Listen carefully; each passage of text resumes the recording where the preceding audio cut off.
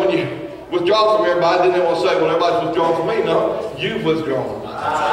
You pulled back. In that time of discouragement, you've departed from that. You've gotten away from other people, the people you need. But now he's gone a far distance. And now it shows his discouragement. You say, preacher, how discouraged was it? He didn't care if he lived or died. That's how discouraged he was. Amen. Say, I couldn't have to a believer. Well, I believe Elijah was a believer. I believe he was. He's got to this place during his journey here and the Juniper experience in his life. He's gone as far as he can go. I tell you, there's people sitting on church pews. I tell you, poor preachers' wives, they're in the bow. They see their husband, what they go through. And that poor little wife, she don't even know how she's going to make it to the next service. She don't know what's going to happen. You got church people trying to live for God one day, and then before you know it, they're under the Juniper tree. It's the truth of the matter. Just the truth. I want to tell you something. That's not my emphasis tonight. Before and even during, it's not really my emphasis tonight. My emphasis is after. After. Can I bring your attention to something tonight? I hope the Lord will help us with it. Look down here if you will, please. In verse number 5, you know, he has departed from everybody. He's withdrawn. He's gone a day's journey. He's went way out, away from everybody else. Nobody knows where he is. His servant's probably upset. His servant, you know, is assigned to him. Is supposed to be there to help him. And the very person he's supposed to be a blessing to. He can't even find him now. Nobody knows where he's at. I'm telling you, Jezebel can't find him. Ahab can't find him. But can I tell you, God knew where he was at.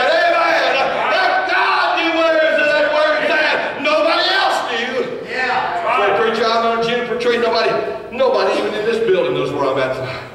I'm telling you, God knows. God knows where you are, friend.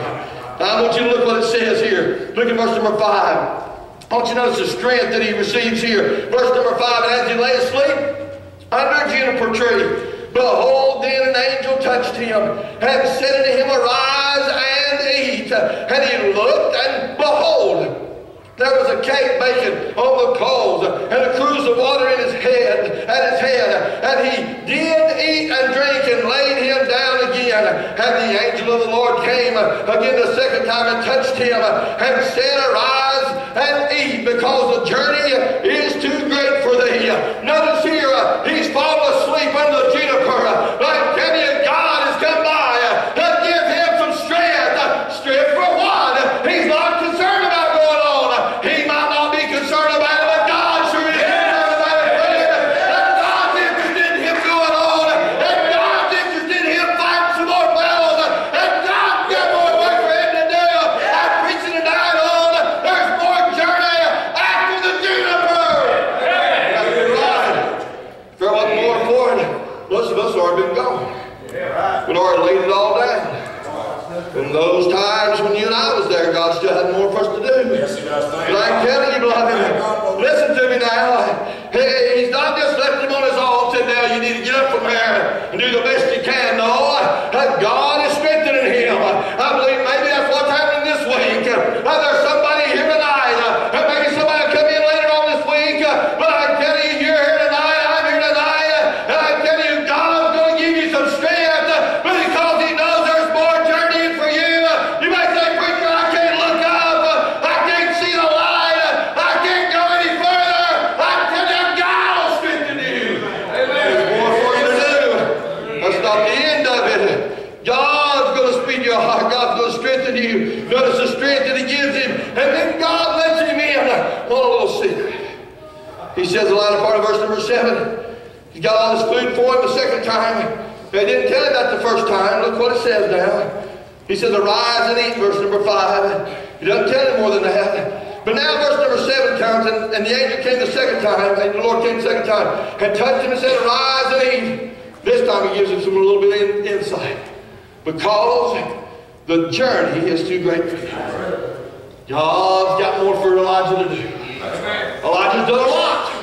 Elijah's accomplished a lot. God's used him greatly. Oh, there's been difficulties and trials, yeah. He's been down by himself by the brook. That God took care of him and helped him. And as far as he's concerned, he's done. But God's not done. And God let him know that He wasn't done. he said here, because the journey is too great for thee, the strength that is given him. Can I tell you something else? Notice the saying, the speaking that God did to him. Here in verse number 5, God is giving him a message. It says in verse number 5, look what it says, please. And as he lay and slept under a juniper tree, behold then, an angel touched him and said unto him. See, God's giving him a message. God's speaking to him. In verse number 7 it says, the angel of the Lord came again a second time and touched him and said, God speaking to him, hey, the child of God, tonight somehow, some way, maybe God's speaking to you and letting you know it's not over. It's not over.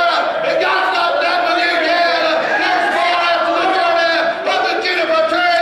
Look what it says, if you will, please. Look what it says in verse number 9. And he came hither to a cave and lodged there. Now notice what it says here. And he came to a cave and lodged there. And behold, the word of the Lord came to him, and he said unto him. There again, God speaking to him. In verse number 5, verse number 7, verse number 9. Look at verse number 11. And he said, go forth and stand upon the mount before the Lord. And God speaking to that man. And God speaking to him. And Christian, if you just listen a little bit and pay just a little bit of attention, you might hear God somehow speak to you and help you in this journey. Amen. I know the burdens of life are great. I know it. I know it's hard to work all week. Can't make ends meet.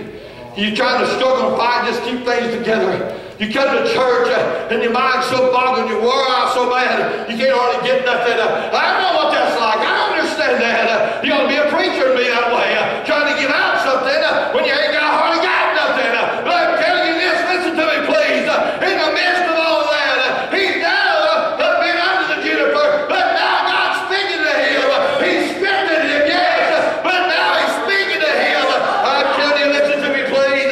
Listen to what he said, verse number 11. And he said, go forth and stand upon the mount before the Lord. And behold, the Lord passed by, and a great strong wind rent the mountain, and brake in pieces the rock before the Lord. But the Lord was not in the wind. And after the wind, an earthquake. But the Lord was not in the earthquake. And after the earthquake, the fire. The Lord was not in the fire. And after the fire, a still small voice.